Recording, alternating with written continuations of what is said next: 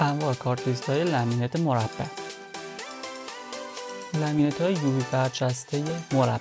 این کارت ویزیت‌ها دقیقا مشابه همون کارت یووی برجسته هستش. از 2 لایه گلاسه 300 گرم تشکیل شده که به صورت یووی یک لایه شفاف برجسته شده. لامینت براق مربع یه لایه گلاسه 300 گرمه که با یه روکش پلاستیکی ضخیم شفاف سرتاسر پوشیده شده. لامینت مات مربع این کارت ویزیت هم یک لایه گلاسه 300 گرمه با این تفاوت که روکش سراسری روش یک لایه پلاستیک ضخیم هستش. کارت ویزیت لامینت یووی برجسته تلاکو مربع این کارت هم 2 لایه گلاسه 300 گرمه که به هم دیگه پرس شده و یه لایه تلاکو روش کشیده شده. ابعاد همه کارت ویزیت های سایز مربع 5.5 در 5.5 سانتی یا 6 سانت در 6 سانت هستش.